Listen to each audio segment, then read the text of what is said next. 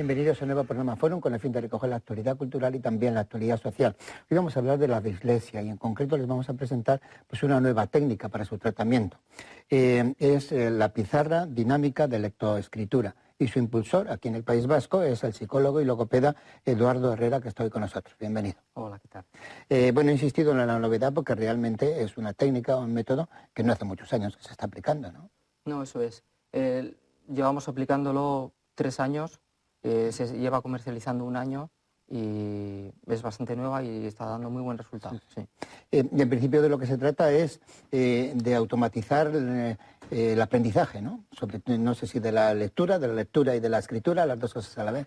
Sí, tiene varias funciones. La función fundamental es automatizar la lectura, es coger fluidez en la lectura, superar la lectura silábica y coger velocidad lectora, seguridad y velocidad. Y en principio está colocado en un soporte informático.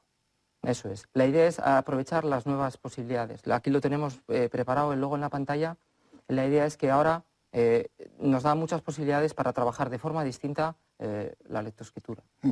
Está siendo aplicado con los niños lo reciben bien, como usted dice. Bien, la respuesta es, de verdad que es increíble. Está siendo aplicado en niños con dificultades lectoras y está empezando a ser aplicada en centros escolares para niños que no tienen especiales dificultades, pero que reaccionan muy bien ante este estímulo.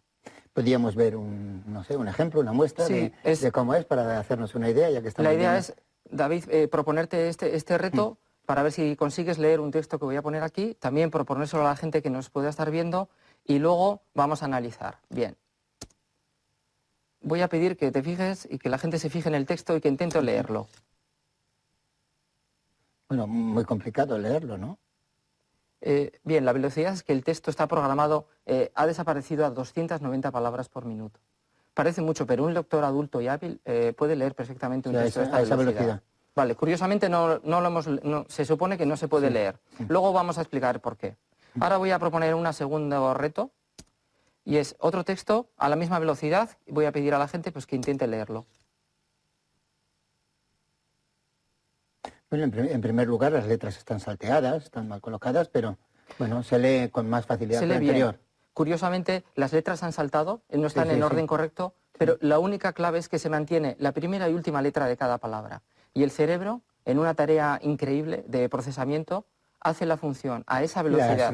Las recoloca, identifica, le ayuda mucho a la frase y el contexto, y coge y da sentido a las palabras, reordena en milisegundos las letras y es capaz de comprender lo que pone. Eso es, para hacer esto hay que ser un lector hábil. Sí. ¿Y por qué decía que al principio que la primera era más complicada? Ahí está. La primera era un texto que simplemente es en italiano.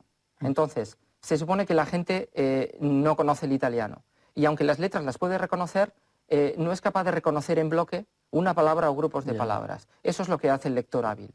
A raíz de que hemos visto una palabra escrita varias veces, mi cerebro llega a un momento que es capaz de identificarla, no letra a letra, sino que en bloque.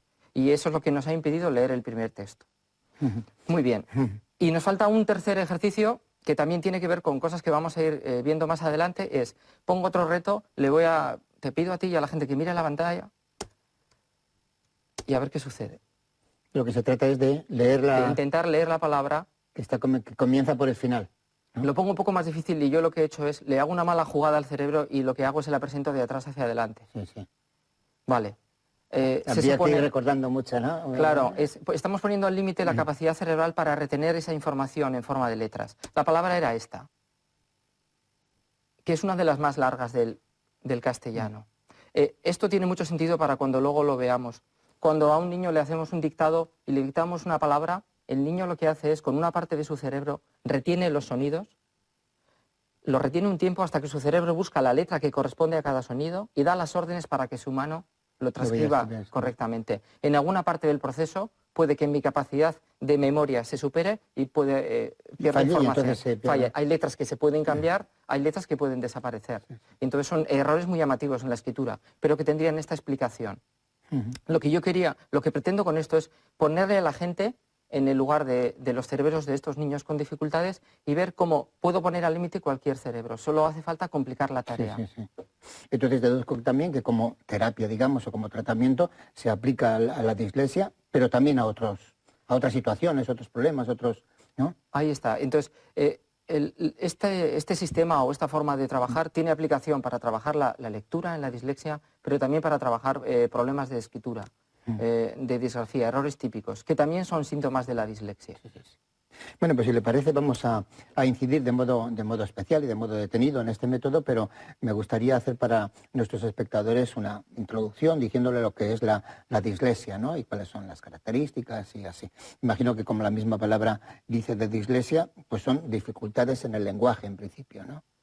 Eso es. Para mí la mejor definición de dislexia es la que nos dice que es una dificultad para el procesamiento de la información escrita. Los niños o los adultos disléxicos tienen una dificultad significativa y permanente para procesar la información escrita, para leer, para decodificar, para leer correctamente y sin error lo que está en un texto, para comprender lo que está en un texto, o bien para explicar lo que ha leído y ha comprendido, y finalmente para transcribirlo, que son habilidades fundamentales en la Pero en la entonces se educación. manifiesta fundamentalmente en el momento del aprendizaje. Ahí Después está, también, es el pero momento imagino clave. que es el... Sí, claro. Es una habilidad tan específica que digamos que no se percibe una dificultad hasta que no se inicia en el aprendizaje de la lectura. Entonces, la edad en la que estamos empezando a identificarlo suele ser el curso en que los niños se enfrentan al aprendizaje. Sí. Suele ser tercero de infantil y primero de primaria. Estamos hablando de los 5 o 6 años. Sí. Imagino que, bueno, no imagino, sino que he leído que hay distintos tipos de dislexia, ¿verdad? No sé si por el origen también, unas son adquiridas, otras un desarrollo más largo. Sí, esa diferenciación es de la que hemos aprendido mucho. Entonces, la adquirida sería la que un adulto que ha aprendido a leer con normalidad tiene un accidente vascular, un infarto cerebral, y como consecuencia de ese infarto cerebral hay áreas cerebrales dañadas que hacen que pierda la capacidad para leer y para escribir. Incluso que la tenía, pero la pierde. Ahí está. Entonces, de esos cerebros adultos hemos obtenido mucha información. Ahora sabemos mucho más de cómo funciona el cerebro, porque hemos podido estudiar casos en adultos de gente que tenía adquirida la lectura y la escritura con normalidad y de un día para otro la ha perdido. En cambio, la que nos suele ocupar es la que llaman evolutiva, es la que es el niño el que tiene dificultad para adquirir para el aprendizaje de la lectura. ¿El dibujo que estamos viendo es ilustrativo? Sí, es una imagen que hemos traído de todas las áreas cerebrales implicadas en la lectoescritura. Lo que quiero señalar es que el cerebro humano no está diseñado para leer y para escribir. El cerebro humano está diseñado para el lenguaje. Cualquier niño, tú lo dejas en cualquier parte del mundo y simplemente exponiéndole al lenguaje lo aprende. Pero todos los niños del mundo tienen que aprender a aprender y a escribir. Y para aprender a leer y a escribir hay que sentarse en una mesa y alguien me tiene que enseñar. Y parece algo sencillo, pero hay que ver la cantidad de áreas cerebrales implicadas. Sería el circuito implicado en la lectoescritura. Intervienen áreas visuales, áreas fonológicas, el lóbulo frontal, que es el que me ayuda a procesar la información. Eso es. Y la imagen que estamos viendo abajo es muy significativa. Una comparación, ¿no?, entre el normal y... Eso es. Estamos avanzando, insisto en eso, en los últimos años un montón. Las nuevas técnicas nos permiten tener imágenes de un cerebro mientras realiza funciones cognitivas. Entonces, lo que vemos en pantalla es a la izquierda un cerebro de un lector normal. Si nos fijamos, estamos viendo el cerebro desde arriba. En el hemisferio izquierdo hay un área que está rodeada con un círculo que está enormemente iluminada. Es un área muy importante para el procesamiento de las palabras. En cambio, si vemos en la imagen derecha el cerebro de un disléxico, ese área simplemente está punteada.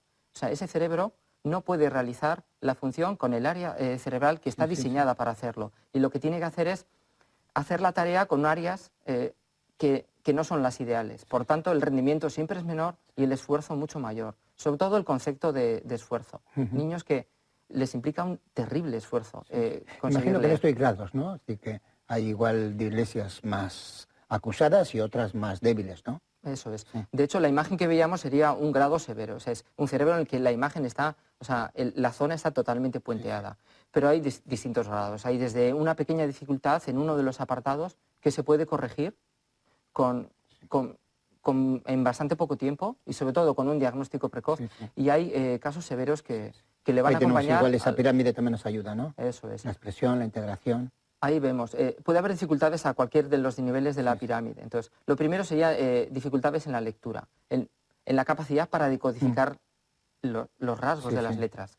Pero un niño puede que lea muy bien lo que pone y lo lee correctamente, pero en cambio tú le preguntas y no ha comprendido el mensaje que lleva el texto. Ya. Entonces sería un grado superior de dificultad. Pero además de comprender, al niño lo que le piden es, le dan un texto para que lo estudie y al de varios días le van a pedir que responda por escrito. El niño lo que tiene que hacer es leer, comprender lo que ha leído, pero luego estructurarlo. Estructurarlo es, lo organizo, lo relaciono con cosas que yo sabía, lo archivo y luego al de varios días me van a pedir que lo exprese. Entonces, en clase, el andereño me va a preguntar sobre la lección, sobre el texto que he leído.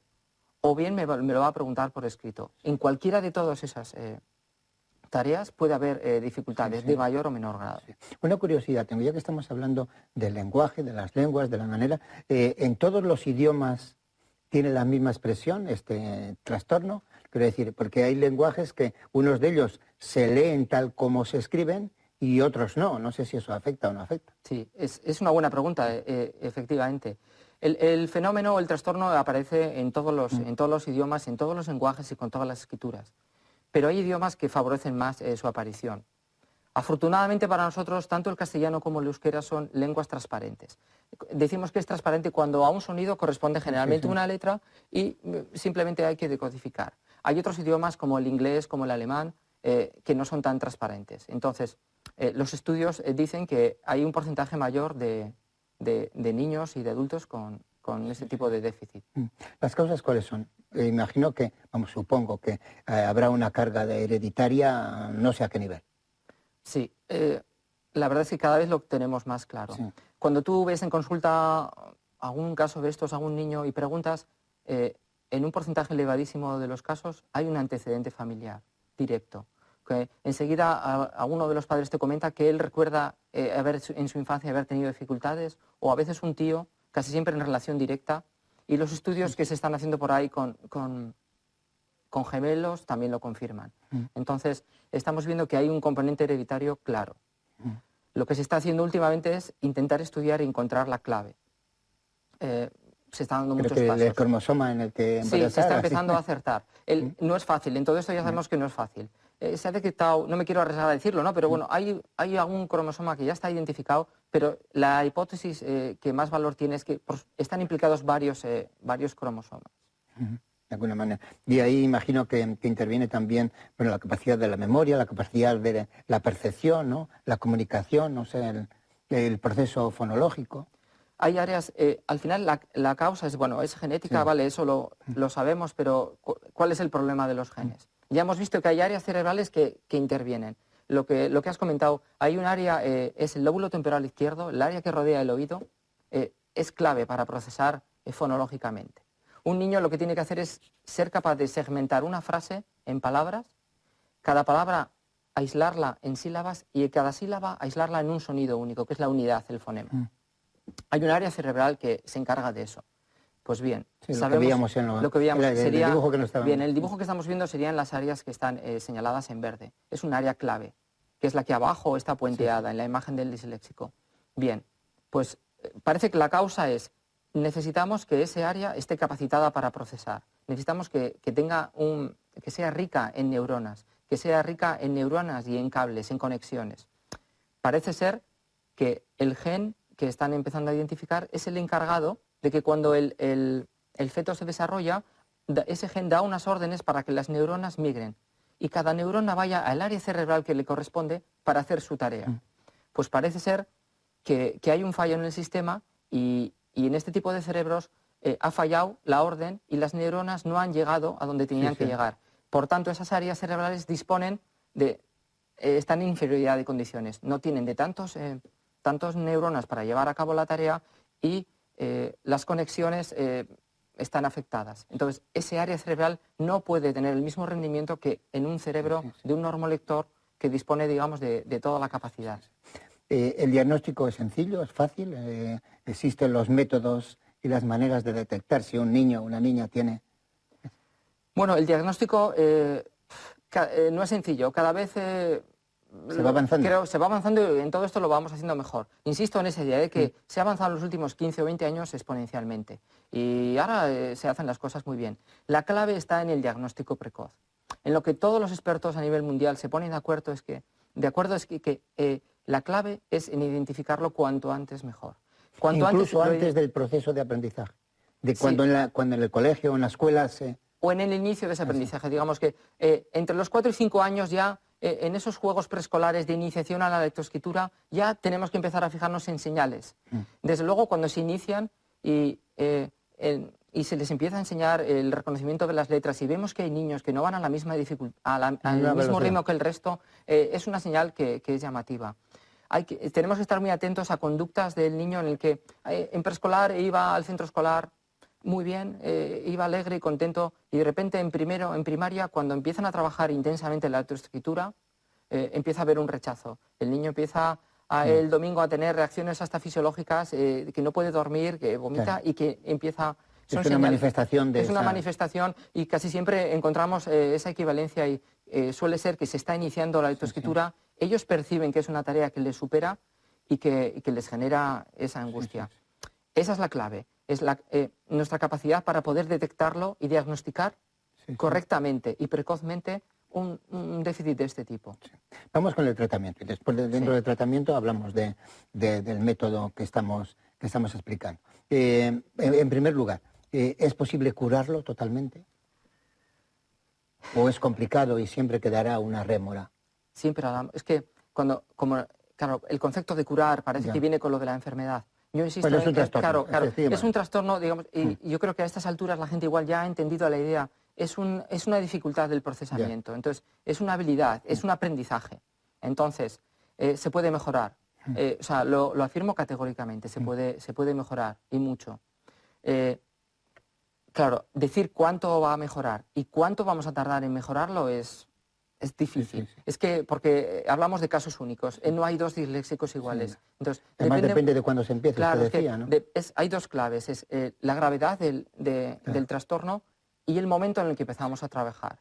Entonces, un trastorno que no sea demasiado grave, que se detecta precozmente, que se trabaja correctamente, tiene muy buen pronóstico. Si se empieza ya de adulto, ya más complicado. Muy complicado. Pero en un caso grave, aun diagnosticado pronto y trabajando correctamente, hay veces que la evolución es muy lenta, por eso es muy desesperante. Y hay casos muy graves que le acompañarán a la persona el resto de su vida. Se mejora, pero siempre tendrá ciertos déficits. Hay distintos métodos de tratamiento, distintas opciones. Digo, por aterrizar en hay muchas formas, nuestra pizarra, ¿no? De hecho, durante muchos años he estado trabajándolo desde muchos ámbitos y con soluciones de todo tipo, ¿no? Mi teoría y lo que yo creo que se ha demostrado trabajando es que a leer se aprende leyendo y a escribir se aprende escribiendo. La clave está en ajustar la tarea a la capacidad del niño, y hay veces que hay que enseñarle de otra forma. Cuando me preguntan por ahí cuál es el mejor sistema para enseñar a leer, yo suelo decir que el mejor sistema para enseñar a leer es el individual. Entonces, para cada uno, entonces. Claro, ¿no? Para cada uno, y hay que leer con él. Entonces tú te tienes que poner al lado de un niño y mientras él lee, tú tienes que estar a su lado para, cuando él comete un error, hacérselo reconocer, guiarle y darle la solución. Pero bueno, ahora lo veremos. Sí. Bueno, pues vamos entonces a explicar detenidamente cómo ese dibujo, yo creo que nos indica, ¿verdad? Cómo está realmente es curioso porque hay muchos niños que esta imagen es muy representativa. Cuando tú les preguntas qué es lo que ellos sienten, lo que pasa, y ellos se ponen frente a un texto y ellos te dicen, es que me bailan las letras. Entonces, le bailan las letras, él no sabe muy bien a lo que se está enfrentando. Hemos pensado durante muchos años que era un problema perceptivo, visual, eso de que le bailaran las letras. Entonces se analizaba y se miraba a la vista. Hemos comprobado que en un 99,9% de los casos no es un problema perceptivo. Ellos perciben correctamente. Lo que eso es un problema, insisto, de procesamiento. Hay que entender lo que las letras, recordar su orden, interpretar lo que pone. Por eso les bailan. Bueno, vamos directamente entonces con la pizarra dinámica de lectoescritura. Tiene aplicaciones entonces en la lectura y en la escritura. Si le parece, comenzamos con la lectura y no sé si podemos ver incluso ya algún ejemplo. La idea es, para que la gente lo entienda, el concepto es de una pizarra en la que yo voy a poder poner cualquier texto. Entonces, superamos el concepto de pizarra antigua en la que hay que escribir con una tiza, y esto nos permite poner un texto. Yo puedo poner aquí cualquier texto. Esto, hemos puesto de ejemplo. Eso es. Le puedo dar distintos efectos. Y lo que puedo hacer es, una de las ventajas es que yo le puedo resaltar con colores las letras. Por ejemplo, vamos a suponer que tenemos un niño que confunde la F con la J. Yo lo que le digo al programa es que me ponga todas las letras F en rojo y todas las letras J en azul. Puedo seleccionar el tipo de fuente y sobre todo la clave está en que puedo seleccionar la velocidad a la que le voy a pedir que lea. El número de palabras por minuto, ¿no? Eso es. El éxito de la herramienta. También herramienta. el tamaño. Entonces tendríamos aquí el texto. Lo que yo pediría al niño en una primera lectura es que lo lea en estático. Yo le dejaría leer a una baja velocidad, pero a partir de esa primera lectura le animaría a que se concentre en la pantalla, le doy al botón y lo que le obligo es un poco a lo que hemos hecho antes en el ejemplo. Le estoy obligando a utilizar una forma de leer que es la que llamamos ruta léxica. Le estoy enseñando y un poco obligando a su cerebro a que desarrolle su capacidad para reconocer las palabras en bloque. El objetivo, yo cuando lo pensé y lo diseñé, mi obsesión era conseguir encontrar un sistema para que el niño pudiera leer varias veces el mismo texto. De la misma manera que hemos puesto la J y la F, podríamos poner cualquiera o más. Incluso. Y la clave está, entonces, para leer rápido hay que leer muchas veces un texto. Lo que antes hacía es, el niño llevaba en el libro para casa, tiene que leer esta página 4 veces. Es una tarea tremendamente aburrida para él. Yo lo que hago es, pongo ese texto en la pantalla y lo que hago es, partimos de una velocidad a la que él puede leer con tranquilidad. A partir de esa velocidad, yo en tiempo real, lo que hago es, solo dándole a un botón, cambio la velocidad y lo que haría es una tercera lectura repetida del mismo texto. Al final lo que conseguimos es que el niño empieza a una velocidad, vamos a suponer 25 palabras por minuto, y termina la sesión de entrenamiento leyendo a 95 palabras por minuto. La sensación que tiene el niño es que ha leído a una gran velocidad y una sensación de éxito. Y hemos conseguido que lea un párrafo a veces hasta 4 y 5 veces. Y el niño no tiene la sensación de haber hecho algo aburrido, desagradable o costoso.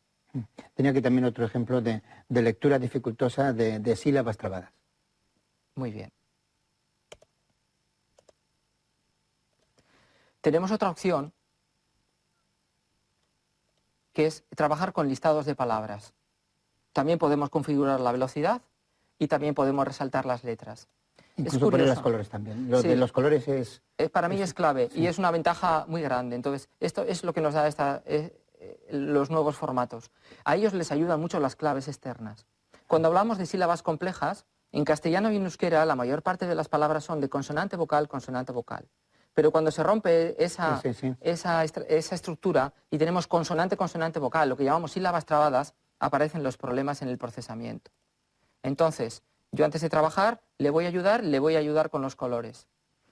De forma que él se enfrenta a la lectura de palabras y él tiene esta pista. Cuando la R va en posición intermedia, al lado de la T, le ayuda el color rojo. Y cuando la R va... ya está en azul. Entonces, yo le pido al niño que mire la pantalla y en este caso variaríamos la tarea. Le pido que mire y le pido que solo al final de la palabra, ahora, en este momento, y le doy esos guiones de tiempo para pensar, le pido que me diga qué letra es la que ha leído. Lo que estoy haciendo es entrenándole la memoria para retener las letras. O sea, esta tarea es más compleja que leer una palabra, porque yo tengo la palabra delante y voy decodificando. Aquí lo que le obligo a su cerebro es a estar atento a las letras, retener la información y buscar los sonidos que le corresponden para luego trabajar. Y también se puede ir a más velocidad y a menos velocidad. Exacto, imagino, ¿no? Es lo mismo. Simplemente dando al botón yo puedo variar lo que decíamos. Y puedo variar el tipo de fuente. Entonces, esta fuente la utilizamos para trabajar a nivel infantil con niños más pequeños, que se parece mucho a la letra ligada, que es la que ellos utilizan en su escritura. Podríamos detenernos aquí, pero por dar una visión general. Pasemos a la escritura. Bien, para la escritura nos basamos en el mismo ejercicio. Insisto, esto es una cosa que se trabaja mucho en nuestra cultura, se trabaja mucho en la cultura inglesa, que es lo del spelling, lo del deletreo, lo del retén para las letras. Vuelvo a poner los colores y en este caso podría aprovechar las mismas palabras que hemos hecho antes. Y ahora lo que le voy a proponer al niño es una tarea distinta. Le digo que coja papel y boli y que mire a la pantalla. Entonces, tenemos a un niño o varios, porque podemos trabajar en grupo. Ellos miran a la pantalla y ahora les pediría que de memoria tienen que hacer una copia diferida. La copia diferida tiene muchas ventajas. Yo le he dado el modelo, es como una ayuda. Tienen una guía, retienen la información y luego la transcriben.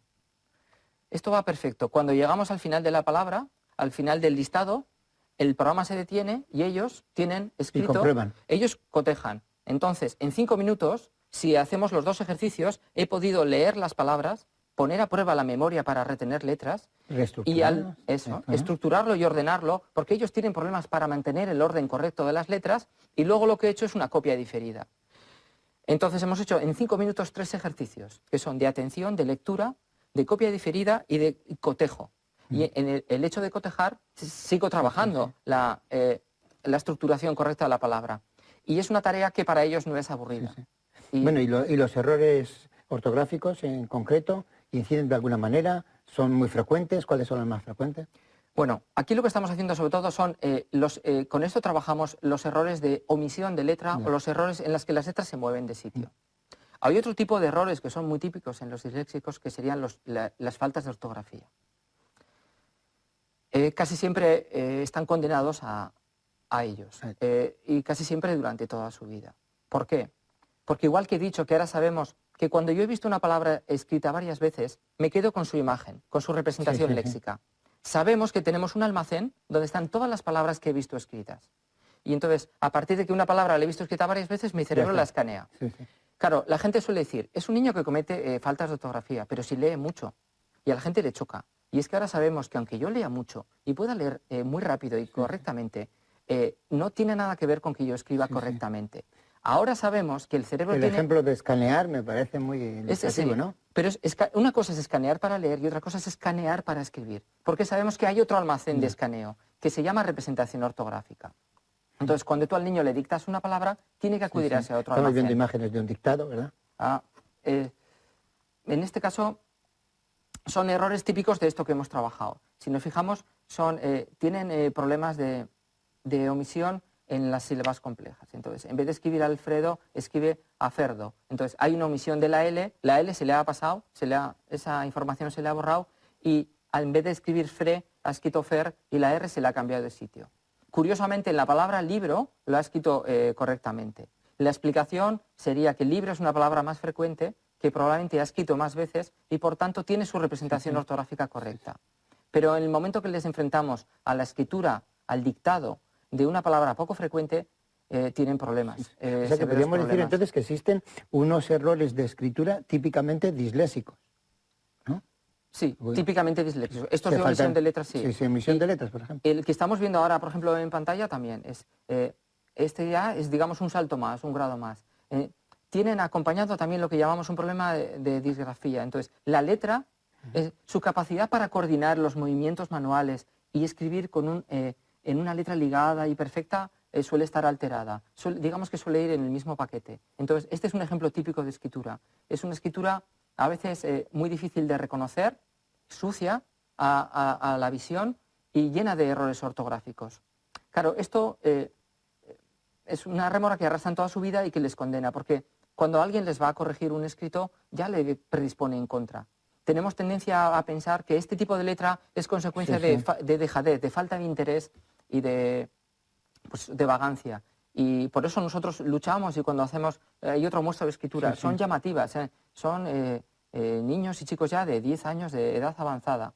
Y en este caso es una escritura espontánea que casi pues, es irreconocible. Pero entonces usted está insistiendo en que eso va a ser para toda la vida, en definitiva. ¿Capacidad de mejora? Sí que... Se mejora. Yo últimamente soy bastante pesimista en lo de la mejora de la ortografía. La ortografía se puede mejorar mucho, pero trabajándola a diario y dedicándole mucho tiempo. El problema con el que nos encontramos en rehabilitación es que los niños tienen mucho trabajo y mucha tarea diaria, y no podemos dedicar tanto tiempo a diario al trabajo de la ortografía. Pero bueno, sí es verdad que todos mejoran. Sí, de todos modos, bueno, el tiempo veo que se nos está yendo, pero ¿y la reacción de los niños es positiva o terminan ya hartos y tienen una reacción de la misma manera que comentábamos que en el comienzo, si no se detecta, no quieren ir a la escuela y así? Posteriormente, cuando han entrado, ¿son constantes? ¿Cómo es? Yo creo que sí. En el momento que tú ajustas la tarea a su capacidad y sobre todo en el momento que les das recursos y ellos empiezan a mejorar, su actitud cambia radicalmente. yo siempre les explico a los padres que nos gusta hacer lo que hacemos bien. Entonces, yo siempre lo primero que le pregunto a un niño cuando viene es, le pregunto a ver si le gusta leer. Y todos me dicen que no les gusta leer, porque nos gusta hacer lo que hacemos bien. En el momento que les das recursos, les das otras formas de trabajar y empiezan a mejorar, automáticamente cambia su predisposición a la lectura. Hay mucho componente de cambio en la autoestima y, bueno, digamos que se cambia el círculo vicioso. De ahí la clave, cuanto antes se haga, mejor, porque la verdad es que ellos están desesperados.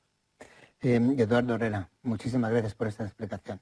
Muy bien. Esperemos que sean útiles para muchas personas. Gracias. A ustedes saben, muchas gracias por su atención. Volveremos, tendremos otros temas que tratar. Otras personas también estarán con nosotros en el programa. Hasta entonces, agur.